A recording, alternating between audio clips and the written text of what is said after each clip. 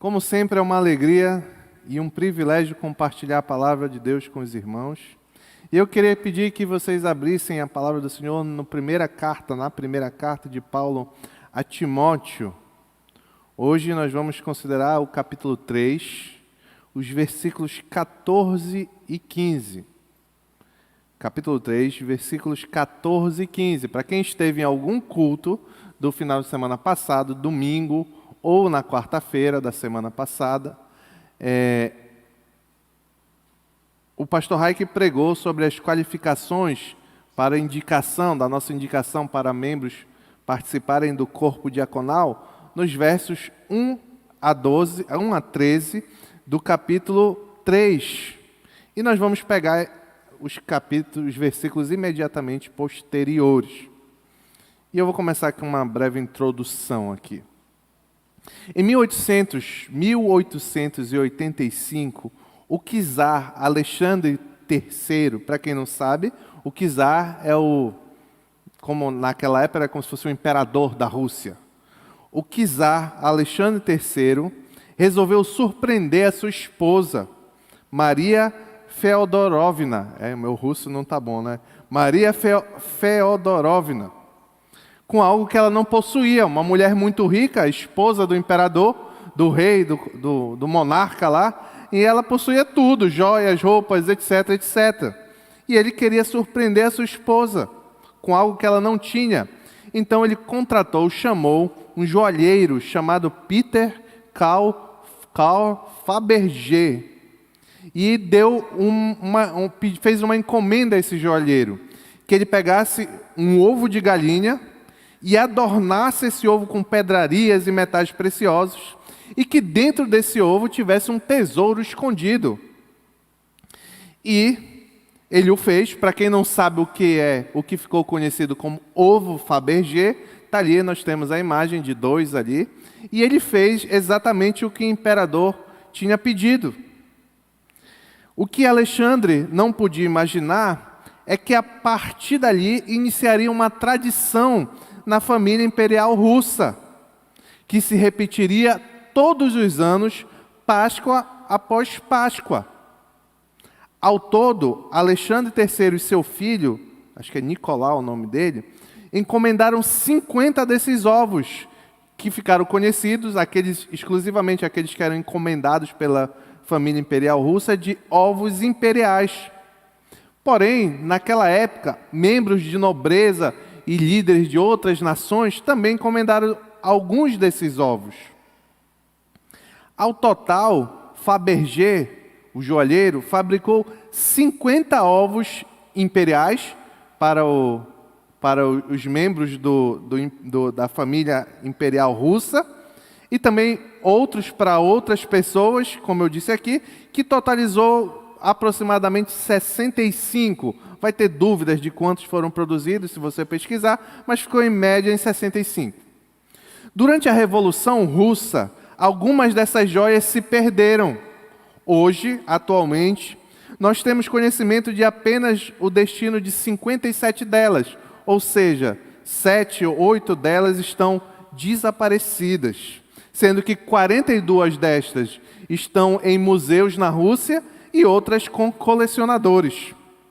Uma curiosidade é que em 2014, o terceiro desses ovos imperiais, ou seja, o terceiro a ser produzido, um detalhe é que dentro desses ovos tem outra preciosidade, uma joia, algo de ouro maciço, etc. Mas voltando, em março de 2014, o terceiro desses ovos, produzido em 1887, foi encontrado depois de mais de 100 anos.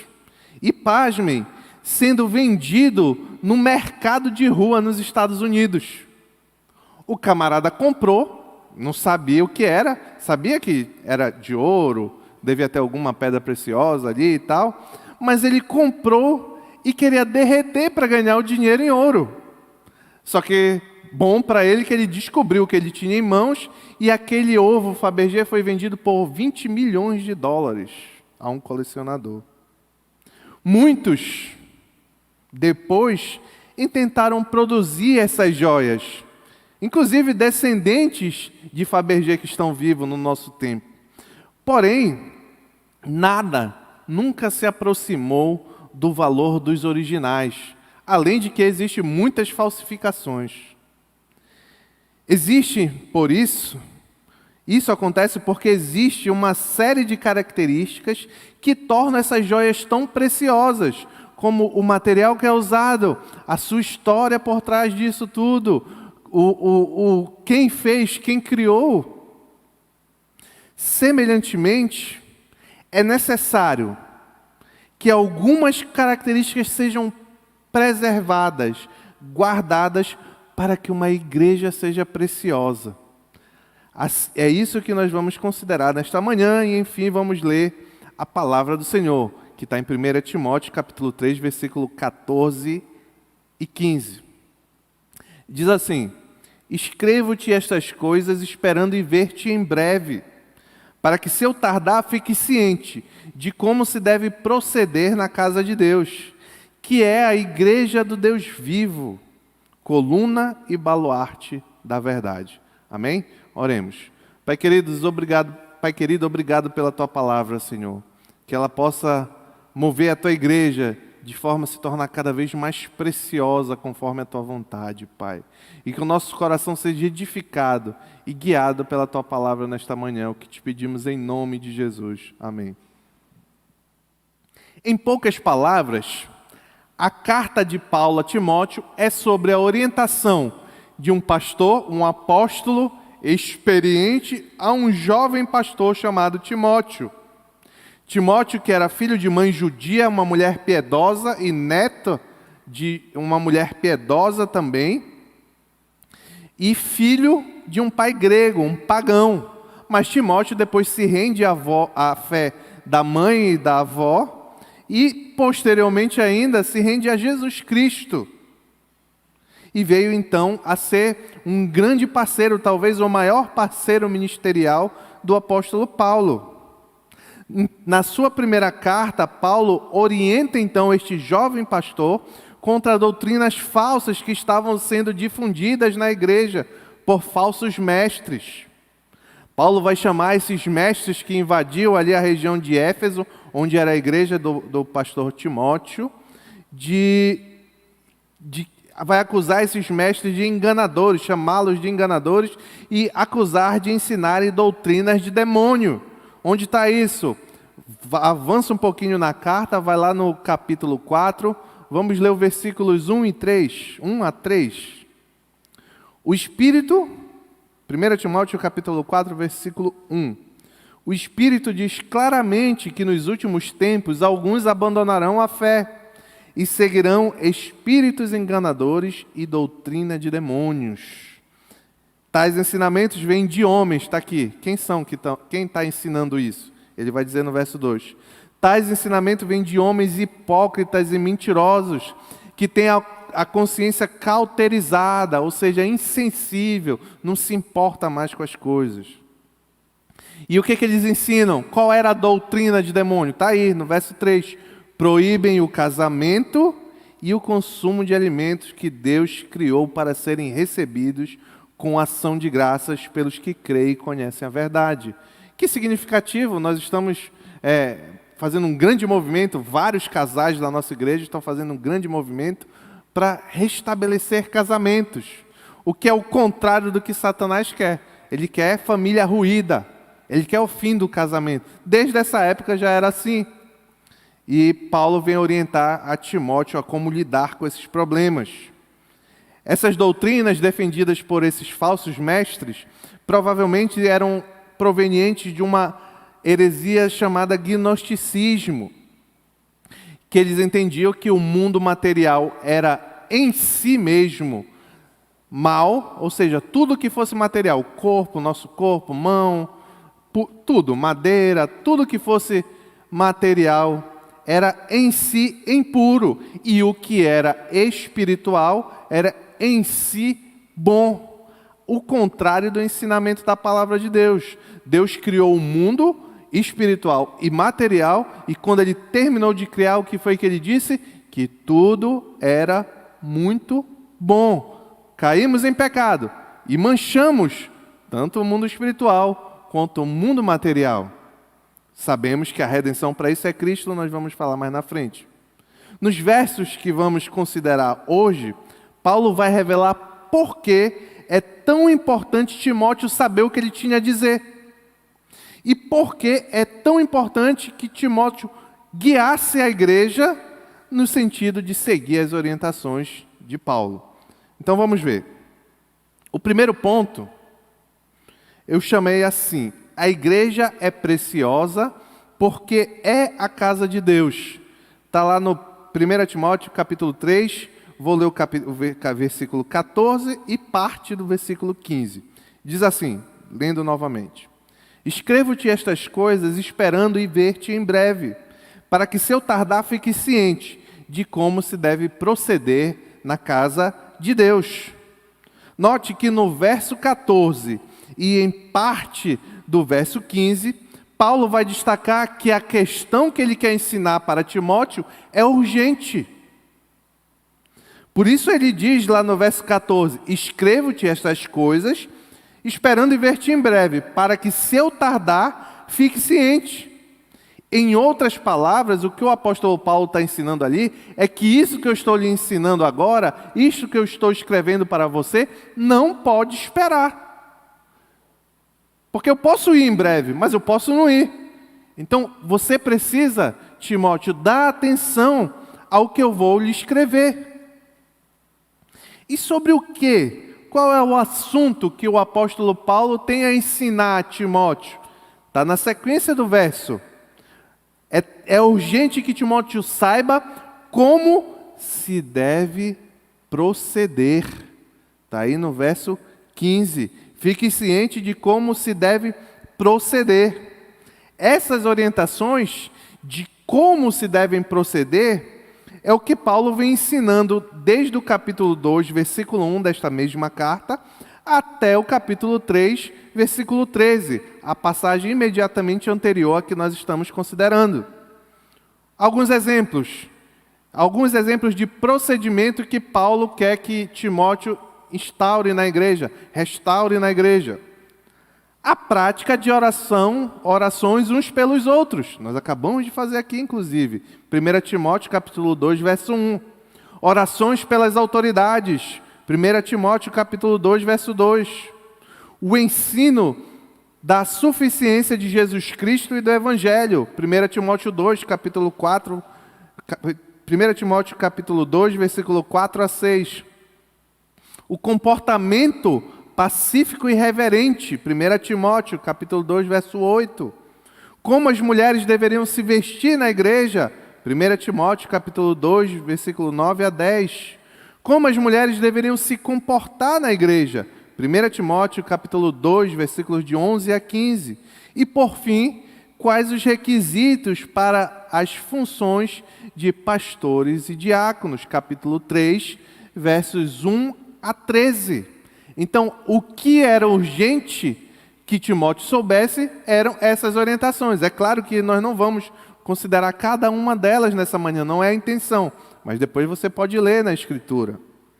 A urgência dessas práticas era ainda mais necessária, e é isso que Paulo está falando agora, por causa do local onde elas deveriam ser adotadas. Era urgente que a igreja tivesse um proceder condizente com o que Paulo estava ensinando, porque este proceder deveria ser adotado onde?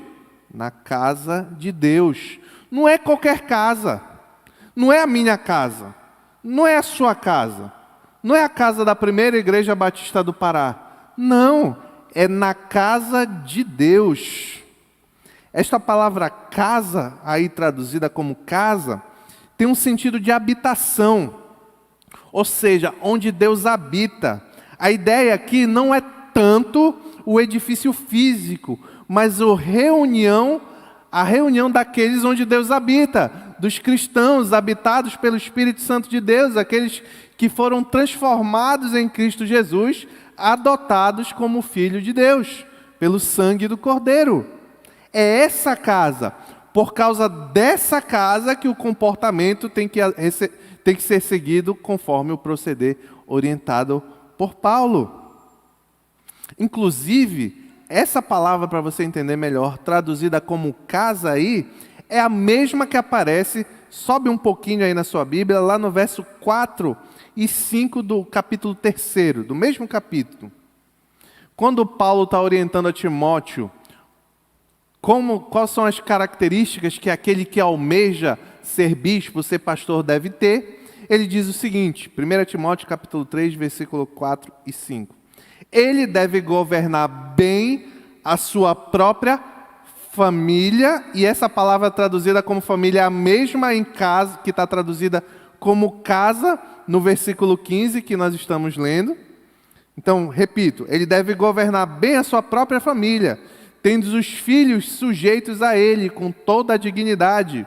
Pois se alguém não sabe governar a sua própria família, a mesma palavra, como poderá cuidar da igreja de Deus?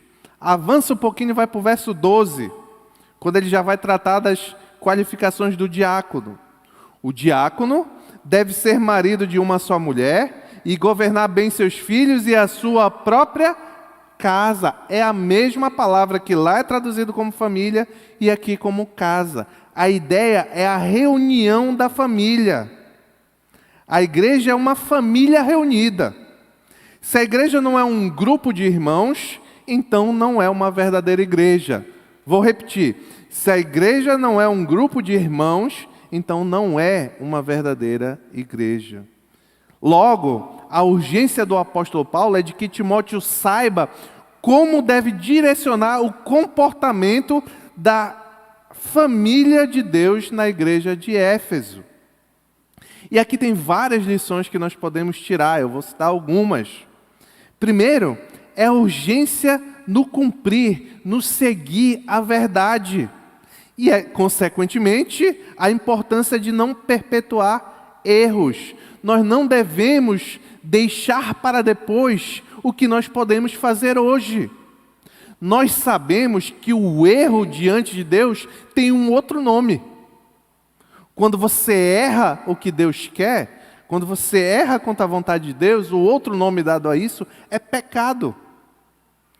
A ideia por trás de tudo isso é que a igreja de Deus, a igreja que é a casa de Deus, é aqueles que habitam nesta casa, que integram esta família de irmãos, deve ter um proceder condizente com a vontade de Deus.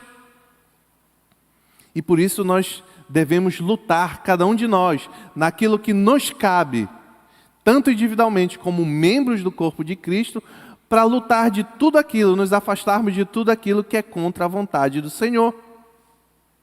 Uma segunda aplicação desse ensino é que o Evangelho é urgente.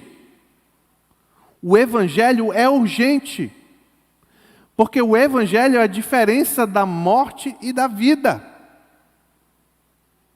A busca da santidade que eu acabei de falar, que é nosso desejo de ser cada vez um integrante dessa família mais fiel ao dono da casa que é Deus, essa busca de santidade é o carimbo, é a marca de quem foi alcançado pelo Evangelho. Por isso, o chamamento da palavra de Paulo é que Timóteo deve orientar a igreja a se arrepender das suas más práticas e dos seus maus procedimentos. Nós somos uma família como igreja. Você sofre quando seu irmão sofre? Você se alegra quando seu irmão se alegra? Você tem misericórdia do seu irmão? Ou prefere apontar o dedo à primeira queda? Um termômetro para sabermos que nós não estamos nos comportando como um integrante de uma família é quando nós comparamos a diferença de como nós tratamos nossos irmãos em Cristo, nossa família de Cristo, de como nós tratamos a nossa família de sangue, biológica, ou que convive com a gente, pai, filho, marido, mulher. É muito diferente. Quando o nosso pai, a nossa mãe, o nosso filho tem uma alegria, nós nos alegramos com eles. Quando eles sofrem, nós sofremos com eles. Mas, infelizmente, muitas vezes nós não temos a mesma facilidade de fazer isso com nossos irmãos nossos irmãos em Cristo. Por que será que chamamos uns aos outros de irmãos? Isso é uma prática da igreja evangélica. Isso é uma prática gospel. Não tem nada a ver com isso. Nós chamamos uns aos outros de irmãos porque é como a Bíblia de Deus revela que são... Porque a Bíblia, a palavra de Deus, revela que nós somos adotados como os filhos de Deus pelo sacrifício de Cristo Jesus. E como filhos de um mesmo Pai, nós somos irmãos. E isso deve trazer tudo o que ser irmão significa. Ou será que o sangue que corre dentro da veia dos seus familiares na sua casa é mais precioso do que o sangue de Jesus Cristo, que faz com que cada um de nós que cremos nele verdadeiramente sejamos irmãos? É claro que não. Quem está ao seu lado, se um crente verdadeiro, significa que ele é seu irmão.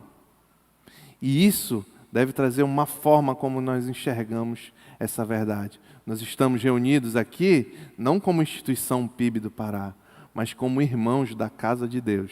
Amém? O segundo ponto é que a igreja é preciosa porque pertence ao Deus vivo. Está lá no verso 15, eu vou ler o verso todo, mas eu vou destacar a parte que eu vou considerar neste ponto. Verso 15 novamente. Para que, se eu tardar, fique ciente de como se deve proceder na casa de Deus, na reunião da família de Deus, que é a igreja do Deus vivo. Ponto. Vamos parar aí. Na sequência do texto, Paulo vai ao coração da questão e diz porque a reunião na casa de Deus, daqueles que pertencem à família de Deus, nesta reunião é importante ter um comportamento santo e reverente, porque esta é a casa do Deus vivo, é a igreja do Deus vivo. O termo igreja de Deus traz uma conotação aqui de maior formalidade, uma organização. Essa palavra igreja de Deus, ou só igreja, pode ser traduzida como assembleia de cristãos reunidos para adorar em um encontro religioso, ou também como um grupo de cristãos, ou daqueles que, na esperança de salvação eterna em Jesus Cristo, observam seus próprios ritos religiosos. A intenção do apóstolo Paulo, ao falar de casa de Deus e igreja do Deus vivo, em primeiro lugar, é dizer que essas coisas, tanto o habitar de Deus em cada um daqueles que faz parte da família, como na reunião dos santos, mais formal como nós estamos fazendo aqui, tanto num caso como em outro, é devido se adotar um procedimento certo, um procedimento adequado ao que nós estamos fazendo.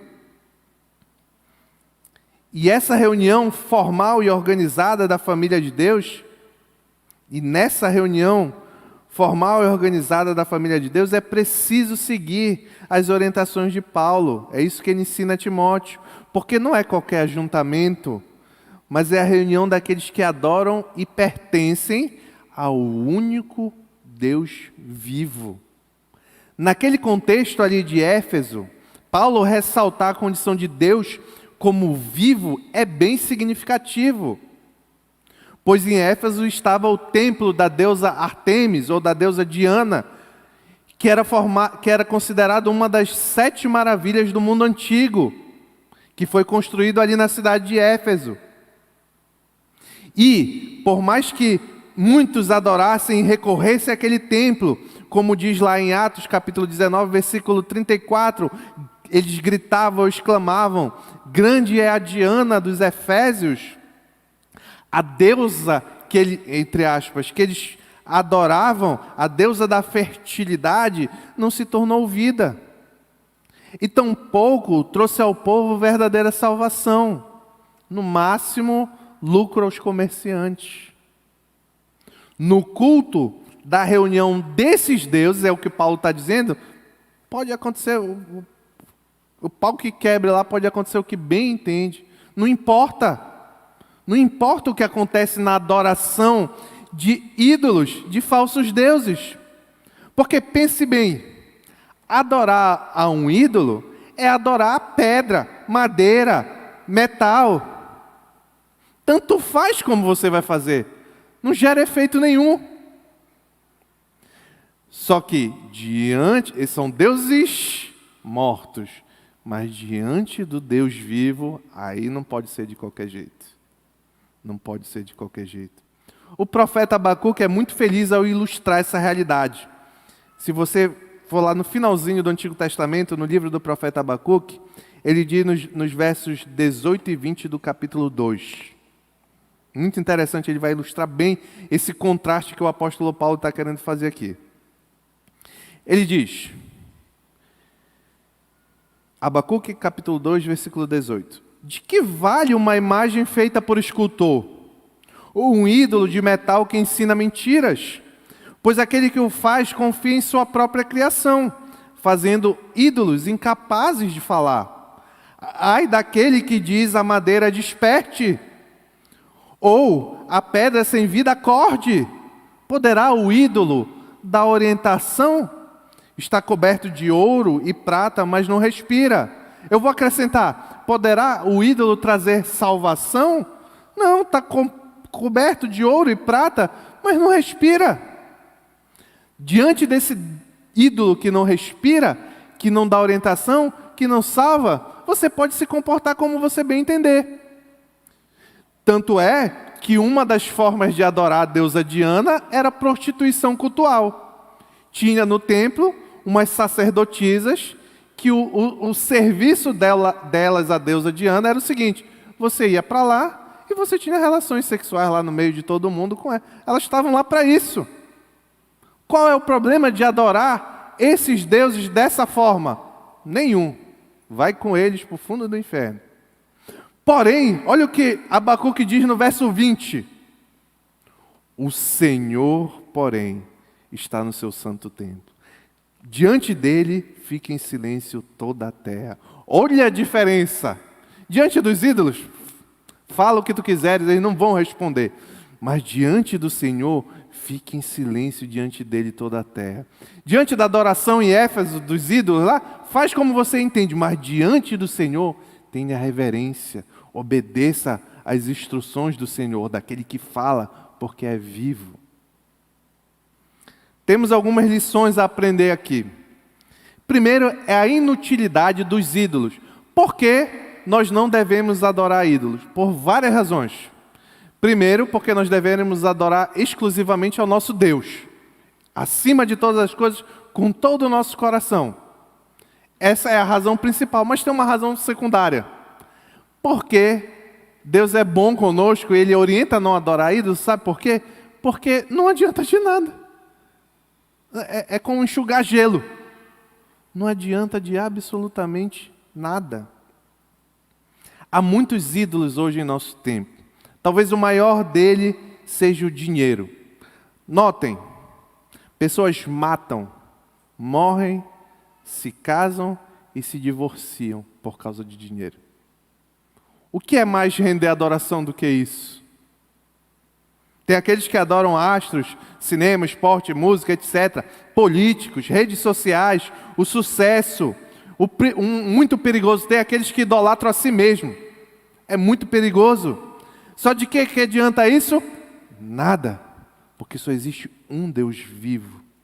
Rituais estranhos, cultos estranhos não devem ser rendidos a Deus vivo. Ao Deus vivo. Se você for numa igreja, visitar uma igreja, frequentar uma igreja em que você vê coisas estranhas acontecendo, coisas que não são compatíveis com a orientação, com a decência e ordem que deve ser rendida diante do Deus vivo, saiba que ali você não está na casa de Deus. Pode ter até irmãos nossos bem intencionados lá, mas o culto não é verdadeiramente rendido a Deus. Um amigo meu que estava procurando uma igreja onde congregar uns anos atrás, ele entrou numa igreja que eu nem lembro, na verdade eu lembro, mas não vou falar o nome. Entrou na igreja lá e de repente começou o culto e as pessoas começaram a gritar. Apareceu um irmão lá com uma espada na mão e começou o povo a cair e o povo a girar e o povo a fazer isso. É assim que se adora na casa do Deus vivo? É claro que não. É claro que ele saiu dali corrido e com medo de furar ele com a espada e ele nunca mais voltou ali. Mas não é assim que se adora ao Senhor verdadeiro. Deve se render adoração ao Senhor com seriedade e reverência na reunião dos santos. Um termômetro, quando você vai, visita uma igreja, ou quando você vem aqui nessa igreja, serve também para isso. O termômetro é que se você deve enxergar nos cultos a importância que é dada à palavra de Deus, a centralidade da pregação expositiva, a proclamação de Jesus Cristo como Senhor. É interessante aqui um detalhe. Eu citei no primeiro culto, vou citar de novo. Os que já ouviram, tenham paciência dobrada.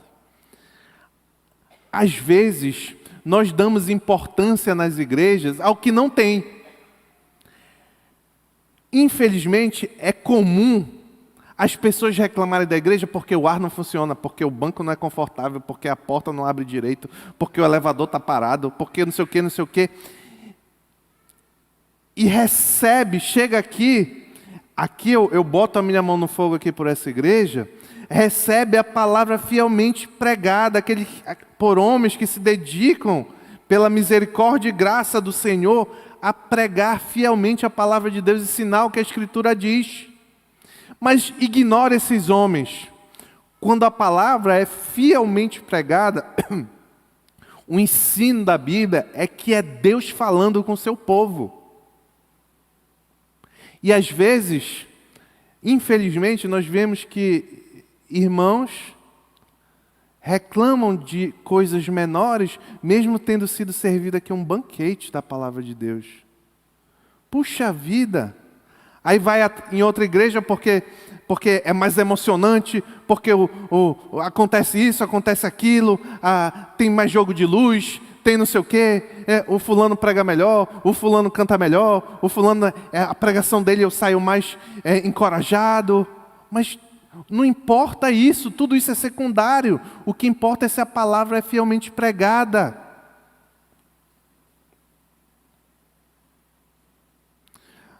O terceiro ponto é que a igreja é preciosa porque é coluna e baluarte da verdade. Está lá no verso 15, que eu vou ler de novo.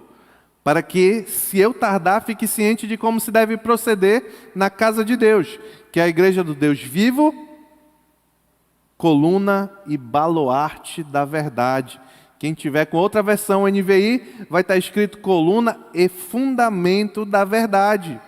Na parte final do versículo 15, Paulo apresenta mais duas razões pela qual é importante que a igreja seja vivenciada com todo zelo e reverência. Porque a igreja é preciosa quando é a coluna e fundamento da verdade. Vamos considerar esses termos separadamente.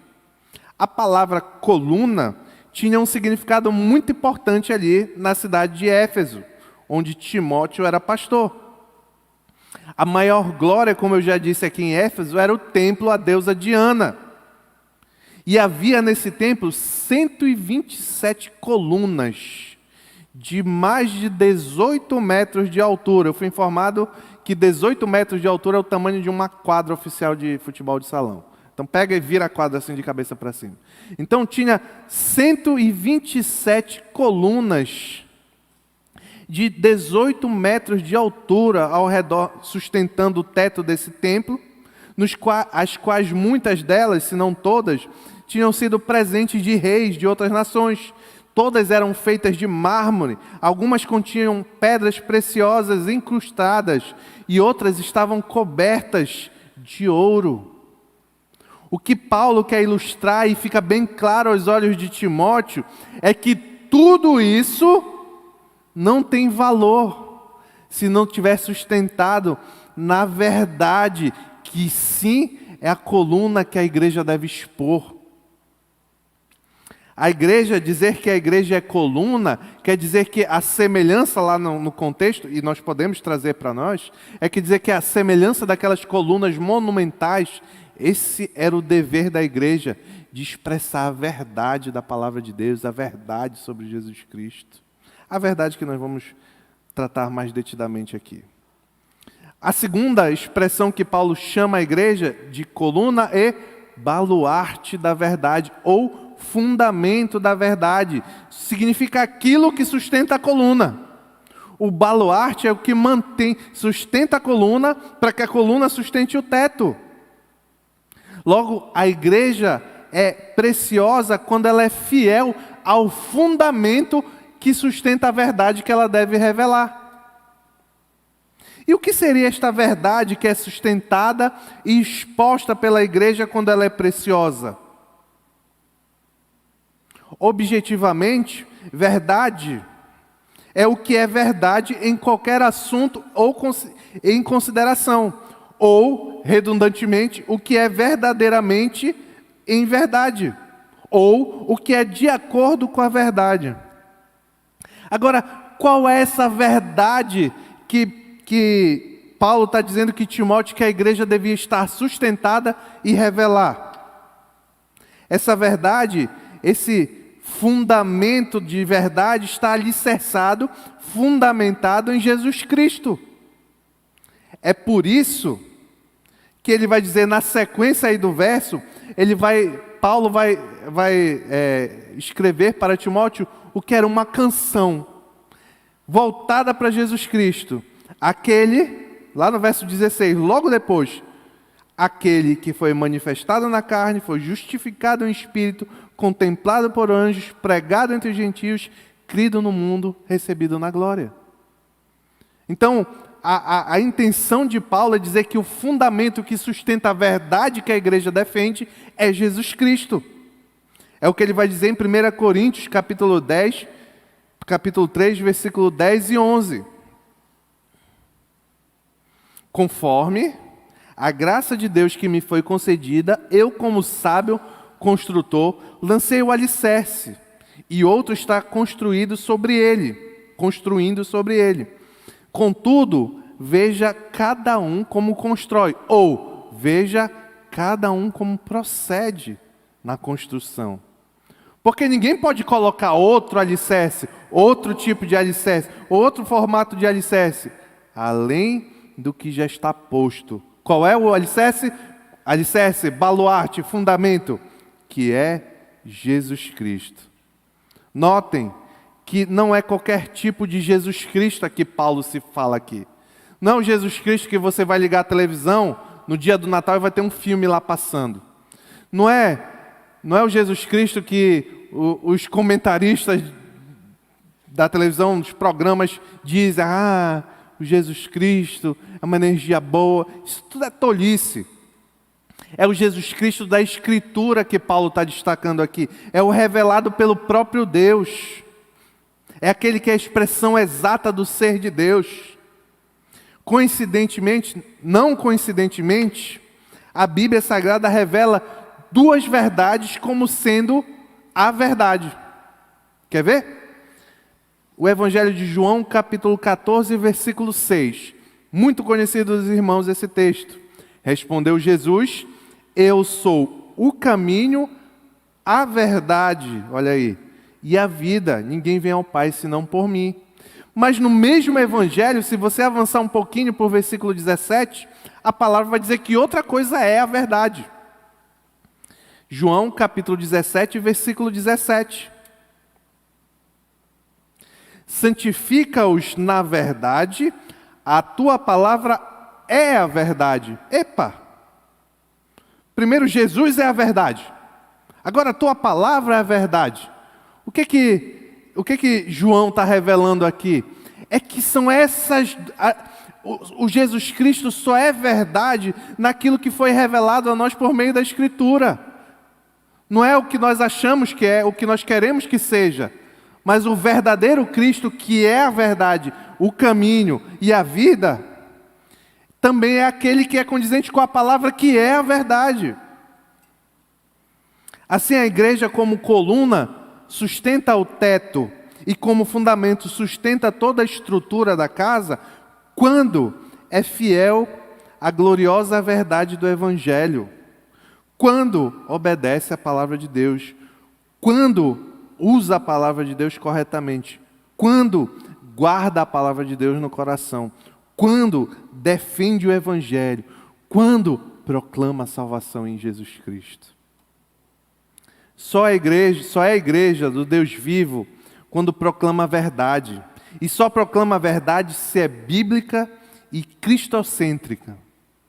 Cristo é o meio. Cuidado com igrejas que oferecem conforto, entretenimento, mas onde falta a exaltação de Jesus Cristo e a Bíblia no centro da pregação. Eu fico muito preocupado, irmãos, talvez você já tenha escutado alguém falando, quando os irmãos criticam um comportamento cristocêntrico, argumentando que, epa, mas será que aqui nessa igreja só Jesus Cristo é Deus? E o Espírito Santo, cadê? O que esses irmãos fazem é uma tremenda tolice, uma ignorância. Como é que pode se colocar disputa dentro da Santíssima Trindade? Notem uma coisa, a igreja bíblica é cristocêntrica porque essa é a vontade da Santíssima Trindade. O propósito da Trindade, segundo revelado nas Escrituras, é exaltar Jesus Cristo. Olha onde está escrito isso. Texto também muito conhecido, Filipenses capítulo 2, versículos 9 a 11. Por isso, Deus o exaltou. Exaltou quem? Jesus Cristo. Deus o exaltou à mais alta posição e lhe deu um nome que está acima de todo nome, para que o nome de Jesus Cristo se dobre todo joelho nos céus, na terra e debaixo da terra, e toda língua confesse que Jesus Cristo é o Senhor. Para quê? Para a glória de Deus Pai. Então é vontade de Deus Pai que o nome que seja glorificado para a glória dele mesmo seja do seu Filho Jesus Cristo. Com o Espírito Santo não é diferente, meu querido. Não é diferente. Como é que funciona a conversão? Biblicamente, a conversão acontece quando o Espírito Santo de Deus transforma o coração do pecador. A partir do momento da transformação do coração do pecador, aquele homem, aquela mulher se torna capaz de crer. E o que faz quando crê no Evangelho? Confessa o quê? Jesus como seu único e suficiente Salvador. A obra do Espírito Santo, para a glória do Espírito Santo, também é apontar para Jesus Cristo. É por isso que quando nós avançamos, a Bíblia diz que nós temos que avançar em santidade, que o Espírito Santo nos santifica, nos ajuda na caminhada de santificação. Mas qual é o alvo da caminhada da santificação? O alvo final de cada um que quer ser mais santo, ser cada vez mais parecido à imagem e semelhança de Cristo Jesus. Não existe contenda, divisão, favoritismo. Isso acho que talvez seja a maior heresia que deve existir.